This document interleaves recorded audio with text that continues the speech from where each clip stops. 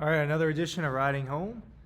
We are always fighting complacency. That's what Brock Bowers had to say today. It seems to be the theme for Georgia today because they're at the top and they've done it 2 years in a row, and they've got a lot of players that are in that program that have potential to win 3 national championships. Yeah. And the way to do that would be to fight complacency and to motivate yourself to do that every day. Something Kirby said today too is we only look in the next 24 hours. And I think that kind of goes hand in hand with everything. Well, there are a lot of people that in the program that can win their 3rd title, which is something that, again, I've said several times. Very few teams have had the opportunity to actually do that. Now, they don't return Stetson Bennett. They don't have Christopher Smith. Yeah. Not being around, I think, matters a lot. Yeah. But they do return Cedric Van Pran, who I think is a very important part of all this. Brock Bowers, today for sure, Kamari Lassiter, Ladd McConkey, much of the offensive line that started in the 4 of the 5 national championships starting offensive linemen, a linebacker room that is super, uber competitive, and Kirby made clear to the linebackers this spring that they weren't doing what he wanted them to do. Yeah, that they essentially that they weren't practicing as hard as they were a year before at that point. But that's complacency. That's complacency. That's complacency. I think it's human nature to be complacent. That's why that's why I'm overweight, and that's why you get into a relationship and you start adding those LBs, man. Is that not me? Is that what's going on? I think it is going to be really challenging for this team, this program to have the fight the entire season, because I'm trying to think of it. I guess it was the Warriors. Who was it that kind of was like, we'll catch you in the playoffs?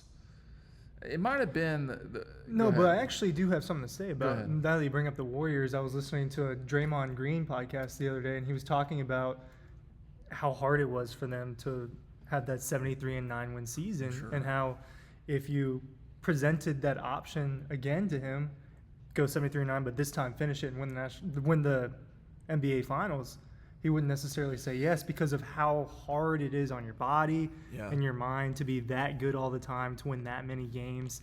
That's what Georgia's fighting, just in a different sport, a different level. It's the same sentiment, and they have an opportunity to go 15-0 again. They do. That's in front of them, and some people think it might happen. I think it might happen. I think there's totally a possible thing that can happen heading into this year. But this right here from Takeo Spikes that Matt caught on television is, I think, the crux of the problem for Georgia, if you want to call it a problem. Takeo says, Washington County native Takeo Spikes says, what's important is Georgia cannot get bored with the process of what they do and what they've accomplished over the last 2 years. That is exactly correct. I mean, they are in a moment in time here where you still have to effectively lift weights. You still have to eat properly. It's all that stuff. And naturally you'd say, well, man, how many, I know how to do this. Why do I have to keep doing it? Well, because if you don't, you will not set yourself up for success. That's really what's going on. I don't even think it's just keep doing it. I think it's keep doing it with the intent to be great and the intent to be good. Because you can be complacent and keep doing the same thing. Kind of the way I read that Spikes quote is, don't get bored with your process. If the process to succeed is the same, a similar blueprint, you still have to attack it with the same mindset you had before. You can't just attack it and I don't want to overuse the word complacent, but that's the theme here. You can't attack it in a complacent way and just try to do it exactly the way you did before or be bored with it. You've got to have some intent with it. Don't be complacent. Order your book today. We'll have to cover up Ryan there. When you pick up Double Dawgs, you'll get our 2023 preview. It is not going to last forever. Our friends at Red Zone are helping us out with this.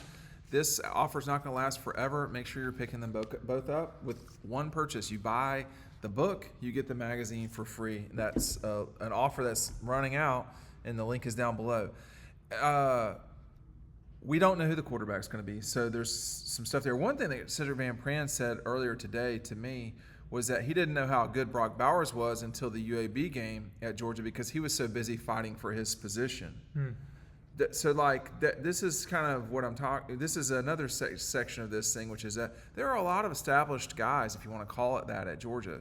Van Pran, Ladd, whoever else, the linebackers I mean, for sure. Cedric Van Pran's an established guy. No question. Yeah, the linebackers. You can argue a lot of players. A lot of players are. Lassiter, I would imagine. So are they, because they're the ones, they may not be fighting for starting positions necessarily, but are they doing what they're supposed to do so they'll be ready for Ohio State? Or, Marvin Harrison Jr. is not going away. Yeah. You may play him, you may not. Are you doing what you have to do now to get ready to deal with him? Because everybody's not cool with this moment. Like, everybody's not okay that Georgia went out there and whipped everybody's ass the whole time. There are other teams that are working. Are they outworking the Dawgs? I don't know. I talked about Kendall Milton a little bit today as well. But this is an advanced program, a program that Gary Danielson and I were talking yesterday about this. Gary Danielson's the play-by-play or the color man for CBS. He didn't know if Nick Saban's process could ever be replicated, but he wasn't so sure that Kirby wasn't doing it as well as anybody out there right now. This is a real challenge right now. They're at a wall in a way. Or maybe it's that the field is real open, like they have to run through a field a particular way. There's no perceived obstacles because they've already won these championships. Are you going to run as fast when no one's chasing you, or you don't see them people chasing you? Yeah, I think at least Kirby probably will, right? Well, that guy, you, yeah. You would think that it's about getting it's the like players. a chainsaw. Yeah. It's about getting the players in the entire program to also buy that. And obviously he brought 3 leaders of the team today, and I don't question that any of them are bought into it, but it's about having however many guys are on that roster, right? What, 135? Well, 85 scholarship guys. Yeah. But getting all of them to come together and buy into that same thing is what he's been doing the last 2 years, and it's not necessarily doing it the same way because they're literally different people, right? He's like That's these true. 3 teams are, because I'm calling this 2023 a third different team. They're all different teams. It is a different team. And there's no Stetson Bennett. like, this team is going to be way different than 21 There's was. no Todd Monken. Yeah. Oh, they're not old like 21 No, 21 was old. I mean, that's one thing that Kirby said was that by this time in 21, they were way ahead of everybody in the leadership or maturation process for the season in 2021. Now, they had Clemson looming, and they had not proven themselves yet. No, a lot of people thought Clemson was going to win that game. Yeah. Clemson was favored. No one. I mean, I did not. I didn't. think I mean, that. I thought Georgia that was going to win. very the game. wrong. Clemson's favored actually. by like 3.5 points. Yeah, it was. Georgia's not been an underdog a lot. They've been underdogs to Alabama, and they were underdog to Clemson. I felt like I understood that situation pretty well. I thought Georgia was the better team. There were people I talked to on the phone that played at Georgia that thought that Georgia was a better team, but they had not proven themselves yet. And I think that was some of it too. I mean, what's the chance? Those two are not dissimilar parallels. I mean, like Clemson at that point had won 2 national championships in 3 years, and then this was the 4th season. They had a new quarterback who'd really never been tested. We don't know what we don't know. I mean, like when we went into Charlotte that night, I thought Clemson would play a particular way. They certainly did not. But DJ was absolutely flustered from the start, and Georgia punished Clemson in every single way. Who is going to be Georgia, for lack of a better term? Who's going to come in and really pop them in the head? Yeah, because it can happen, especially when it's the first game of the season. See, that's we had a lot of thoughts about Clemson and what they were, and we had thoughts about Georgia, and we learned way different things on that day. Yeah, we did. I compared it the same thing with Oregon. We knew none of us. We knew that Georgia was really good. Yeah.